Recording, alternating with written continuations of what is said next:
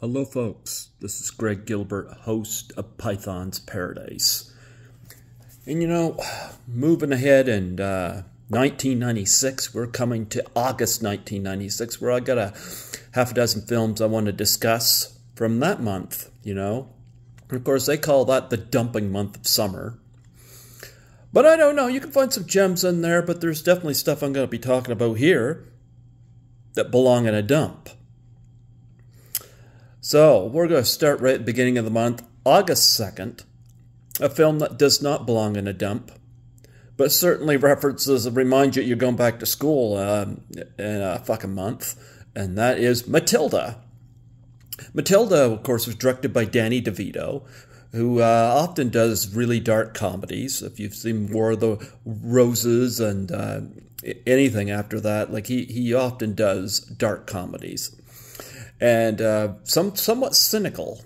Now, I don't know whether that's his sense of humor or what, but Matilda introduces us to Mara Wilson, who's kind of stepped out of the limelight of Hollywood, but she was in Mrs. Doubtfire, and here she is as Matilda, and she's terrific in the role. She's like a junior high or elementary school version of Carrie White. But you got her, and of course, Danny DeVito and Rhea Perlman, his real-life wife, play her parents. And they're totally the opposite of my folks. They want her to just, get all of her stuff from TV, I'm like, yeah. But she's a bookworm, and she wants to read. She wants to be in school. And so she does. At school, she's, of course, she's got telekinetic powers, which she can use to make friends, or she can use to ward off enemies. Among her friends, you get Beth Davidson as a kind teacher.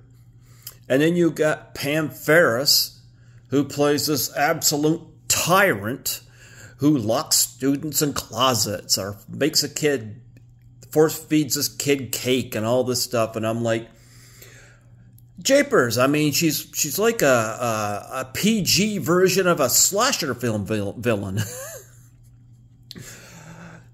If this was Michael Myers' teacher when he was in, he was 6 years old child at the beginning of Halloween. If he's in grade 1 and this was his teacher, no wonder he got fucked up. But I don't have anything against Pam Ferris, but boy, I found this character a little too over the top but I mean, it's a kid's movie, but not quite the masterpiece level of something like Harriet the Spy that takes its themes a lot more seriously and knows where to apply humor, excuse me. But nonetheless, visually this film is stunning. Mara Wilson holds the movie together with a nice charming performance as Matilda.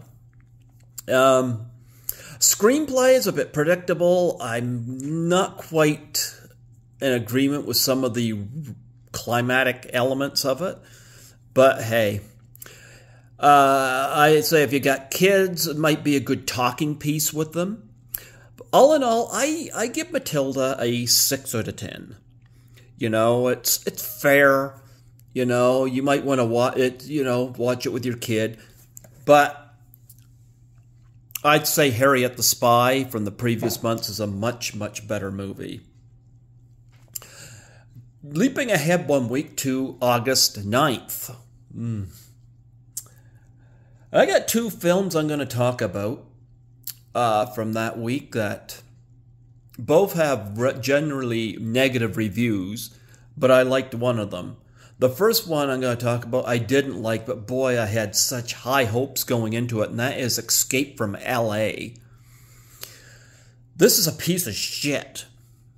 And I like John Carpenter. He directed Halloween. He directed The Thing, They Live, and of course, Escape from New York, which I'm a huge fan of. Escape from L.A., being the sequel, is total opposite. Loves Escape from New York, and if you're watching this, watch Escape from New York. Remember I talked about the dump at the beginning? Dumping ground? Well, that's where Escape from LA belongs, in a dump. It's an absolute piece of shit. It basically Xeroxes the first movie. You got Kurt Russell returning as Snake Plissken, and you got a variety of other different characters. I mean, you got Peter Fonda, you got Bruce Campbell's in this, so is Pam Grier, but I look at this, and not only is it a Xerox, like, remember in Escape from New York, you know, he's put in this ring and he has to fight to the death with pro wrestler Ox Baker, and it's tense and it's suspenseful. Here he's firing basketballs, dribbling and firing basketballs, and I just shook my head as like, what a step down. This had a bigger budget, and you wouldn't know it, because, I mean, well, the first one was done more independently. This one here had a budget, and the special effects look like shit. I'm sorry, I was so fucking disappointed with Escape from LA. It's one of the worst films of the year for me, and it gets one of my rare scores of 0. A 0 for Escape from LA. And quite possibly the worst film I've seen out of John Carpenter. I haven't seen everything he's done, but shit, can he do much worse than this? Like, I hate it when people do a sequel to something, they repeat the same fucking story. Go in a different direction. Create something different. You can still have the same character, but make something people are going to love. Anyway, watch Escape from New York instead. The other film from August 9th I'm going to talk about was by another terrific director, Francis Ford Coppola, who directed some masterpieces in the 70s like The Godfather Part 2, The Conversation, and my personal favorite war film, Apocalypse Now. And he lowered his budgets in the 80s, because I know Apocalypse Now, he's stressed out a lot making that, and, you know, made Peggy Sue Got Married and The Outsiders and films like that.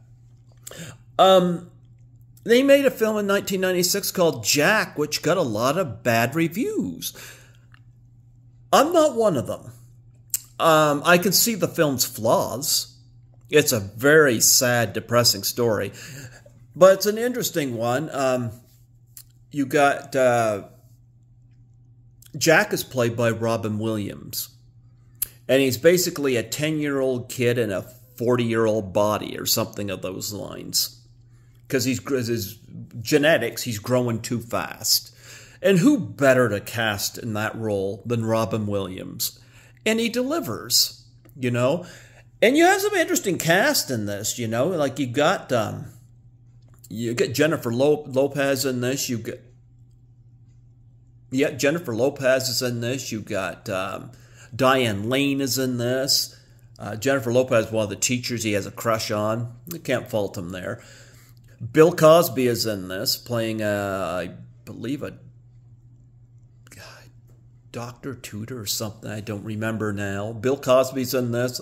Fran Drescher's in this as a mother of one of the students. Doesn't realize that he's a student. But it was kind of nice to see all these talents all aligned together, because this was pre-Bill Cosby going to prison, but still. It was still nice seeing all these talents together in one movie. It's a sad story. I can't say it's a film I want to watch on repeat a lot. But I like the premise of it. I don't think it's got a lot of laugh out loud moments, but if you're a big Robin Williams fan, I think you can appreciate what he brings to it. It definitely is a film about enjoying life and enjoying the time you have, which can be tricky in the fast-paced lifestyles you carry. Like 1996, I would have been 24. I'm 51 now. It's like, where's the time go? And I still remember seeing these, you know.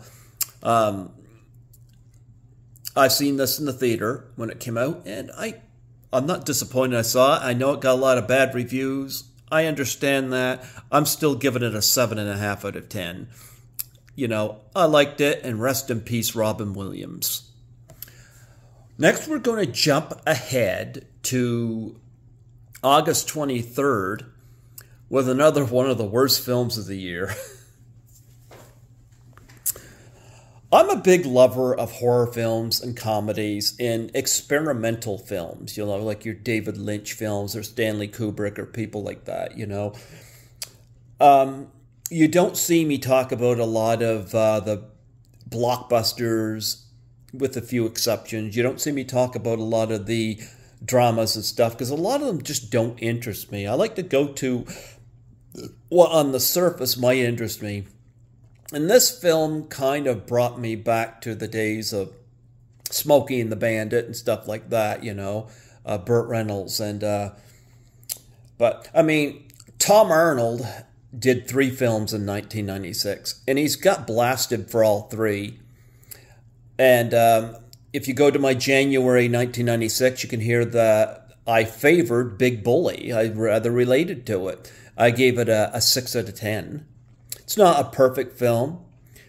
It was my favorite of the month, but it certainly wasn't the best film of the month. That was Don't Be a Menace to South Central While Drinking Your Juice in the Hood, which was hilarious. But Carpool, I saw it at the North Twin Cinemas, and very generic. It's a car chase kind of movie, and it's absolute shit. It's a film that you should stick on the ground and proceed to drive right over fucking top of it. You got David Paymer as an ad guy, in advertising, and his wife is ill, and he's got to take the kids to school, and Tom Arnold's in a position where he's not a bad person, but he's put in a position where he's got to commit a robbery. But he ends up foiling another robbery, so he ends up with the money. And he's put in a position where he's got no choice than to take this family hostage.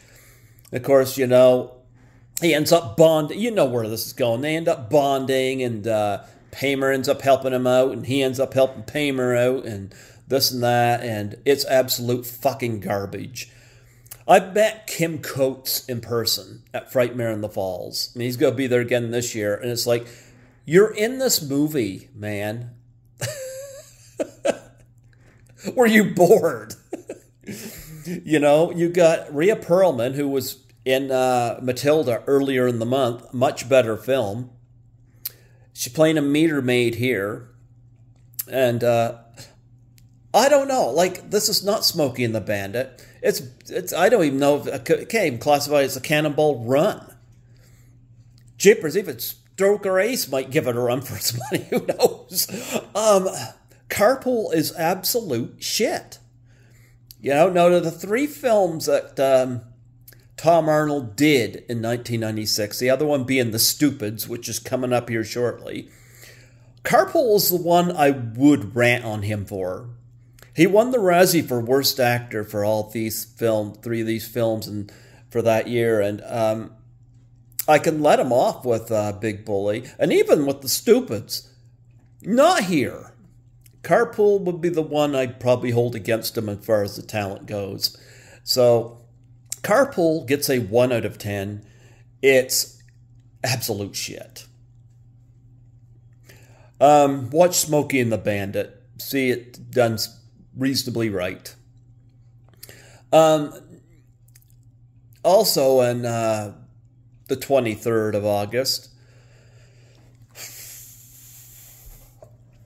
I was born in the 70s. I was born in 1972, which is why I'm talking about 6 films a month, because at the end of the year I'll have 72 films reviewed for the year. 72 is my number. It's I remember, I've had people ask me, do I remember anything from the 70s? And I do remember some. Not like I do the 80s, but I remember some. And among those things I remember, Happy Days. For sitcom, I remember All's in the Family. I also remember The Brady Bunch, and I loved The Brady Bunch in the 70s. I had a lot of fun with that show, and yes, we all fell in love with Marsha Brady. Whoa, can you blame anyone? Can you blame me? But Nonetheless, the movies come out. I saw the original movie in 1995, directed by Betty Thomas, and it's a good-looking film. And I think Gary Cole and Shelley Long were well cast as the parents, but very generic in its storytelling. But it did well. And it spawned a sequel in 1996 called A Very Brady Sequel. And believe me, I was excited to go see this because I like the Brady Bunch. And I come out of it, and a lot of it is just stitched together subplots from the TV show, like Jan having a boyfriend named George Glass, or the football, the nose gag there for Marcia. I think that was in this one. I only saw this one time. It was in the theater. And, of course, they go to Hawaii. You got Tim Madison. I mean, first one you had Michael McKean as the villain. Here it's Tim Madison. He says the one line I thought was hilarious, because he come back as the long-lost husband of Mrs. Brady. And she goes, "Why don't I recognize you?" And he just says that, when he was, he said an elephant stepped on his face.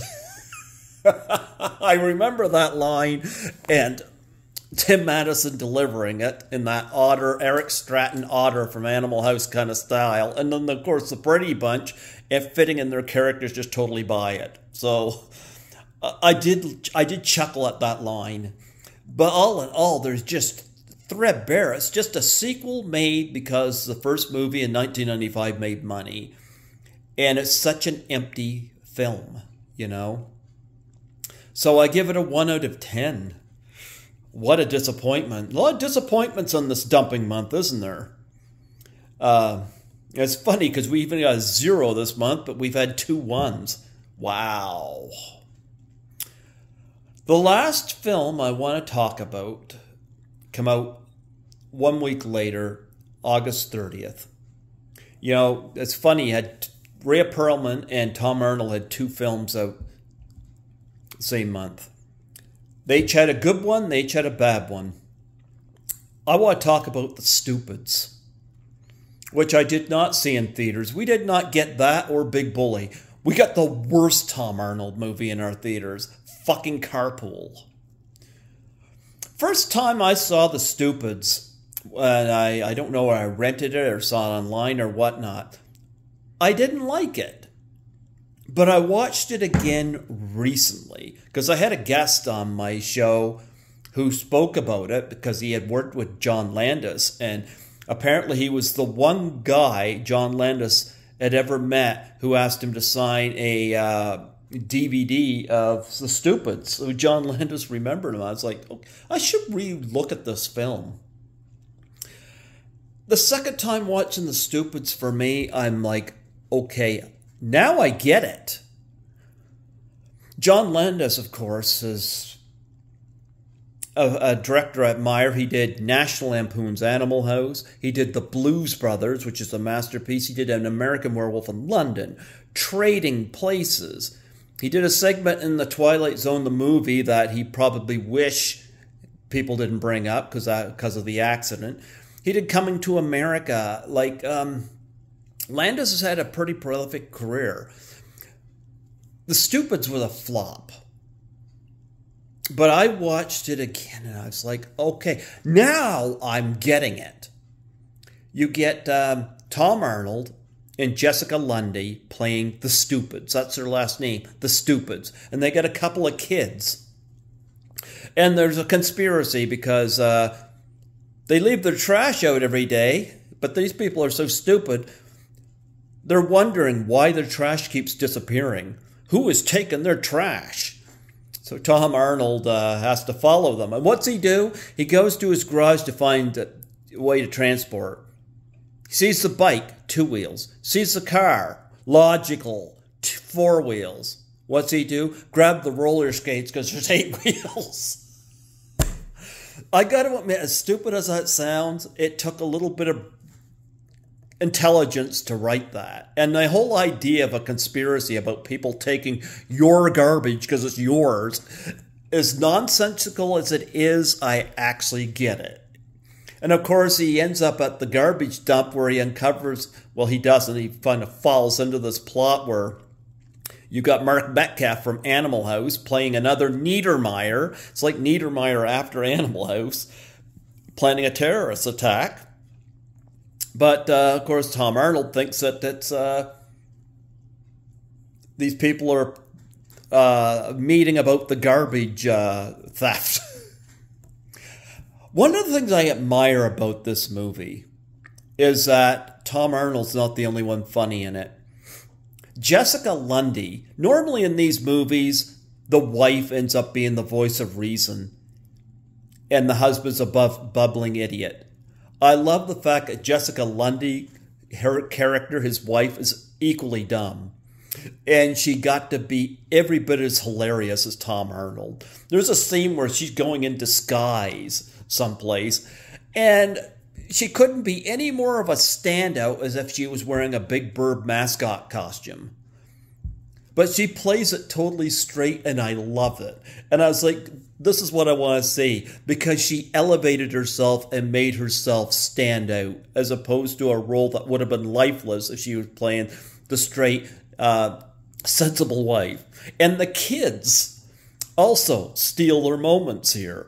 They're trying to solve the problem, but everything gets mismatched in their minds. Everything that's logical to them is illogical to everybody else. I come away from this movie with a new appreciation for it. And I was like, The Stupids really isn't that stupid. Not like Carpool, which was fucking stupid. So I'm like, wow. And it got a lot of hate on it, but it's like, this movie is not quite as terrible as I thought it was when I first saw it. I don't know. Maybe it was my mood that day. I'm giving The Stupids an 8.5 out of 10.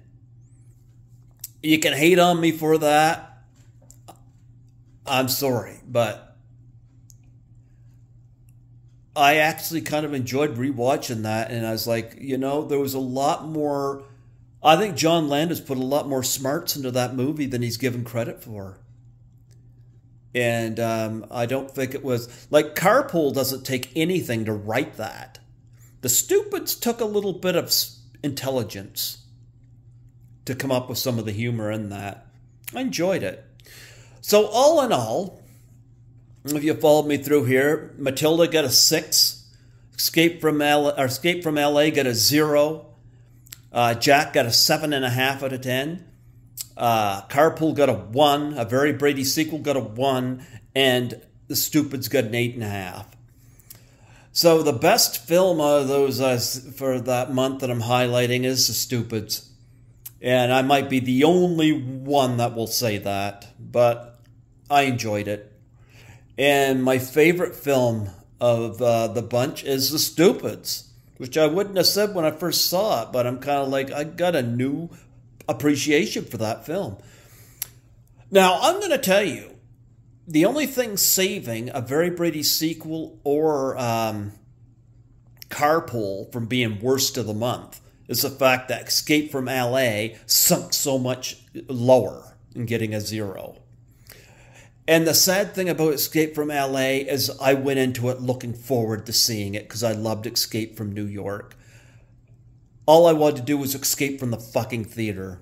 Escape from LA is a shit show. It's the worst film out of the bunch. And for it to be worse than Carpool is atrociously bad. But nonetheless, that's my thoughts. If you want to see something intelligent, watch The Stupids, I guess. Or sit down with your kids and watch Matilda, or watch Jack, which I'm kind of alone in liking that too. But next we'll head into fall with September, which is technically still in summer, but we head into fall. Back to school, and we got some films we'll be talking about for then. So until then, get smart, watch The Stupids, and tune in to Python's Paradise for more film reviews and definitely more interviews on the channel. Also, Follow me on Anchor and Spotify as well. Take care.